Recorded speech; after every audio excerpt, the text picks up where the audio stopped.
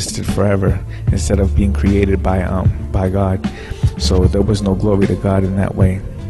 But for me, I'm a spiritual Satanist as well. I look at Satan as being the ultimate, and I don't acknowledge God at all. Like I view Satan as God, and everything that happens is for the better reason. So it's like if your family dies in a car crash, you know what I'm saying? It's like that had to happen for a better reason. Just like Christians would consider their God to do these things, like to have his better reason. Hey, this is Zon on the mic. So, is that concept of Lucifer and the fallen angel and all that, is that part of it too, or because you speak of a spiritual Satanism? I mean, does that, to me, that might mean that you also have to believe in God if you believe in this Lucifer concept. That's the thing that has always perplexed me the most about Satanism, is that could you have Satanism without the Bible? Because was there a mention of Satan before the Bible existed?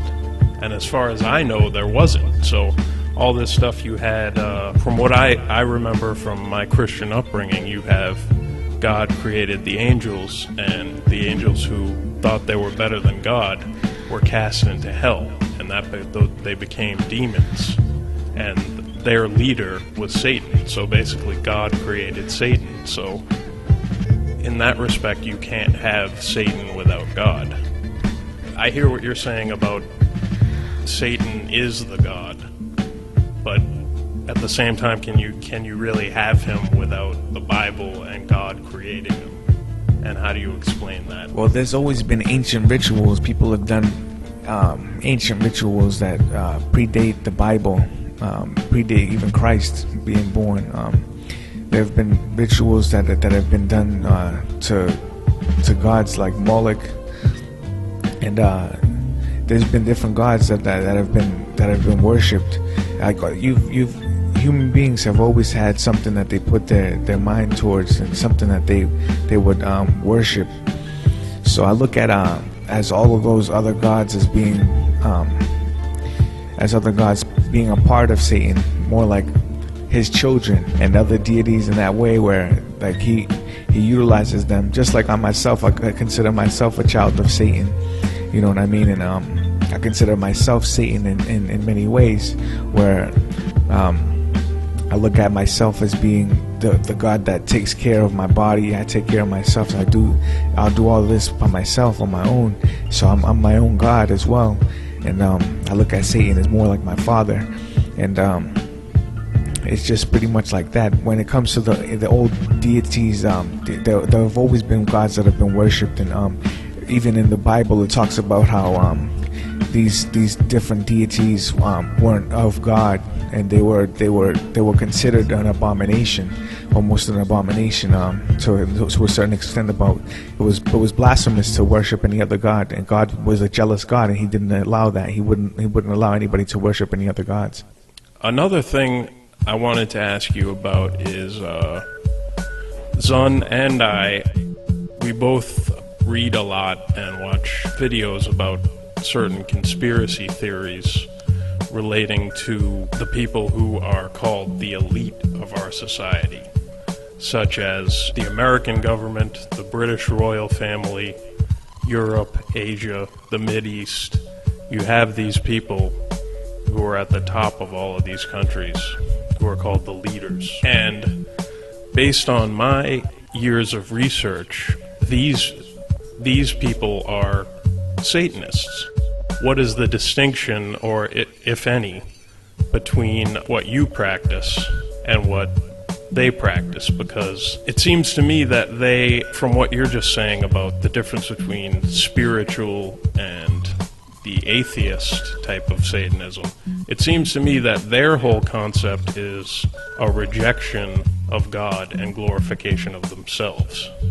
The point is that about these different Satanists is that you'll see that most of them would be super rich, or some would have a following that is really they have a lot of populace that look at them and worship them in a sense. They have a lot of followers. The thing about it is that they do rituals that are like the Bohemian Grove. I'm sure you heard of that, or if you hadn't, it's a ritual that's done once a year in the Bohemian Grove in California. What they do is they call it a mock sacrifice, but it's not a mock sacrifice. I doubt that it's a mock sacrifice at all. But there's a lot of political leaders that go there. They do this ritual where they have someone getting burned alive and sacrifice to the god Moloch, or the owl god. The reason why they worship the owls because they can see in the darkness, and they basically consider the world to be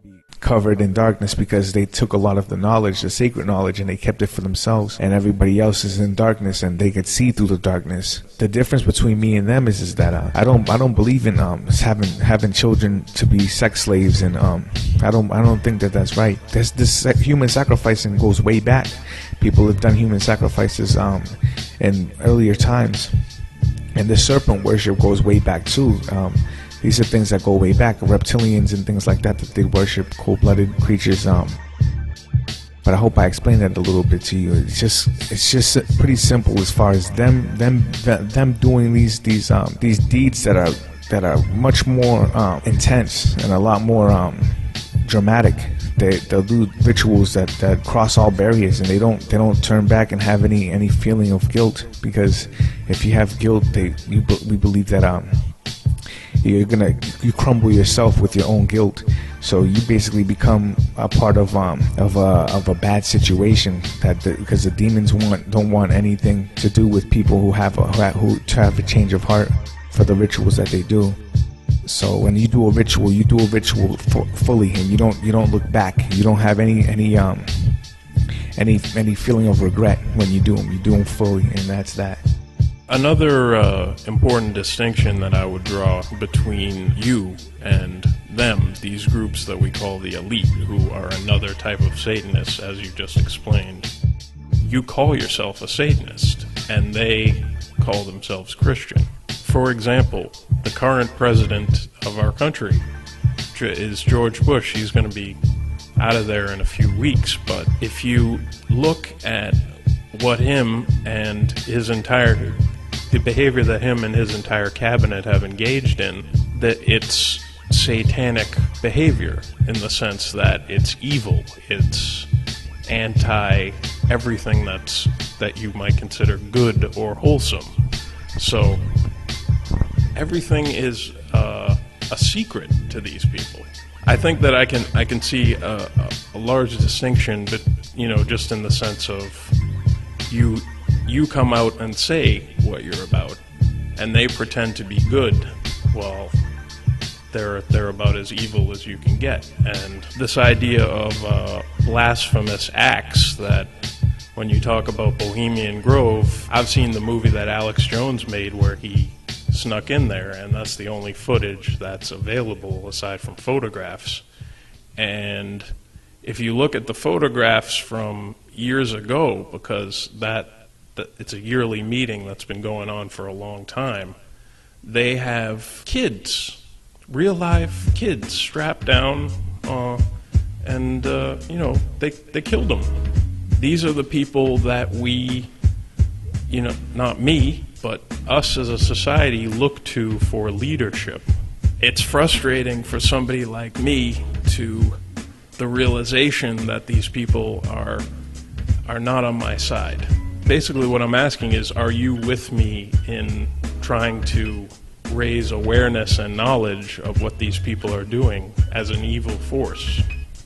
Even as a Satanist, because like I said, I think, you're pretty much the opposite of them. Yeah, absolutely. I definitely am with you on that. I've made several blogs about it on MySpace.